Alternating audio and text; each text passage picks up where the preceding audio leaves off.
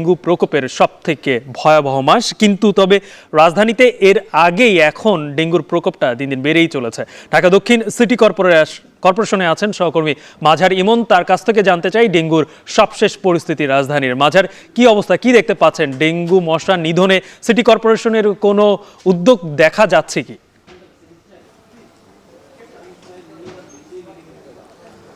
গালিব, আমি সকালবেলা থেকেই রাজধানী ঢাকা দক্ষিণ সিটি কর্পোরেশনের 60 থেকে 70 অর্থাৎ প্রায় 10টি ওয়ার্ডের বিভিন্ন স্থানে আমি ঘুরেছি। সকালবেলা থেকেই এ নিয়ে আমরাও সংবাদ প্রচার করছি।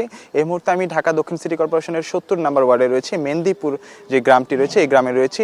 এই গ্রামটি সহকারে এই সমস্ত 60, 61, 62 এই পুরো ড্যামরা এলাকায় যে সমস্ত ওয়ার্ডগুলো রয়েছে ঢাকা দক্ষিণ সিটি কর্পোরেশনের, প্রতিটি ওয়ার্ডে আমরা দেখেছি যে একটু ডোবা এবং যে সমস্ত নালাগুলো রয়েছে সবগুলোতেই ময়লা পানি এবং যে সমস্ত পানিগুলো জমে রয়েছে সেখানে আমরা দেখেছি প্লাস্টিক, ওয়ান টাইম যে সমস্ত খাবারের যে সমস্ত পাত্রগুলো রয়েছে, ডাবের খোসা, অর্থাৎ যে সমস্ত পানি জমে রয়েছে প্রতিটি স্থানে আমরা কম বেশি মশার যে লার্ভার কথাটি যেটি বলা হচ্ছে যে অপরিষ্কার অপরিচ্ছন্ন স্থানে যে সমস্ত লার্ভাগুলো সেই বিষয়টি আমরা দেখতে পেয়েছি। পাশাপাশি সিটি কর্পোরেশনের উদ্যোগের কথা যদি বলি আমরা, তাহলে যেহেতু এই স্থানটি ডোবা এবং বিশাল বিশাল খাল রয়েছে ছোট বড় মিলিয়ে, তো সেক্ষেত্রে সিটি কর্পোরেশনের একার পক্ষে প্রতিটি স্থান একসাথে আসলে সম্পূর্ণভাবে মশক নিধন যে কার্যক্রম সেটি করতে এক প্রকারের ব্যাহতই হচ্ছে, আমরাও দেখতে পাচ্ছি। পাশাপাশি স্থানীয়দের যে অভিযোগ, আসলে সিটি কর্পোরেশন থেকে যে সমস্ত ওষুধগুলো দেওয়া যায় বা সময় মতো সে ফোন করলে সে আসে না, সব মিলিয়ে যে স্থানীয় যারা বাসিন্দা রয়েছে তাদেরও আমরা একটি ক্ষোভ দেখতে পেয়েছি সিটি কর্পোরেশন সহ সংশ্লিষ্ট যারা রয়েছে। আর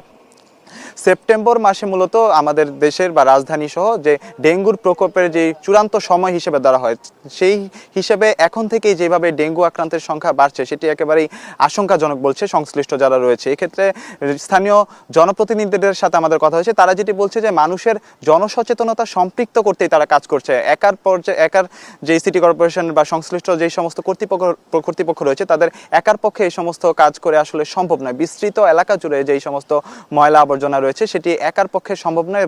বারংবার যেটি বলছে, সেক্ষেত্রে তারা যেটি বলছে যে স্থানীয় পর্যায়ে বিশেষ করে প্রতিটি ঘর থেকে পরিষ্কার পরিচ্ছন্নতার যে অভিযান সেটি শুরু করতে বলেছে এবং প্রতিটি স্কুল কলেজে গিয়ে স্থানীয় পর্যায়ে যারা রয়েছে এবং যে সমস্ত জ্যেষ্ঠ নাগরিকরা রয়েছে এলাকায় তাদের যে সমস্ত পরামর্শ রয়েছে সবাই মিলে যাতে একত্রিতভাবে সম্মিলিতভাবে যাতে এই ডেঙ্গু মোকাবেলা করা যায়, যেটি বলছিলেন যে সেপ্টেম্বর মাস যেহেতু আমাদের প্রকোপের সময়, ডেঙ্গু প্রকোপের সময়, সেই সময়টা শুরু হওয়ার আগেই যাতে সকলের সম্মিলিত প্রয়াসের মাধ্যমে যাতে ঢাকার সহ সারা দেশের এই ডেঙ্গু পরিস্থিতি যাতে আমরা নিয়ন্ত্রণে রাখতে পারি। আরেকটি বিষয় যেটি হাসপাতালের চিত্র আমি একটু বলে রাখতে চাই এখানে, যে হাসপাতাল কর্তৃপক্ষের সাথে আমার কথা হয়েছে, তারা যেটি বলছেন যে এখন যে সমস্ত রোগীগুলো আসছে তারা একেবারে আক্রান্তর চূড়ান্ত পর্যায়ে গিয়ে তারা আসছে, অর্থাৎ ঘরের ভেতরে তারা আক্রান্ত হওয়ার 2, 3, 4 দিন পার অতিক্রম করার পর, অর্থাৎ যখন তারা একেবারে ক্লান্ত হয়ে যাচ্ছে, একেবারে দুর্বল হয়ে যাচ্ছে, তখনই তারা হাসপাতাল আসছে। অর্থাৎ বোঝাই যাচ্ছে যে বিভিন্ন ঘরে বা এলাকায় যে ডেঙ্গু আক্রান্তর যে বিষয়টি আমরা বলছি, হাসপাতালের চিকিৎসক যেটি বলছেন যে হাসপাতালে আসার পর শনাক্তর বিষয়টি নিশ্চিত হওয়া যায়। তবে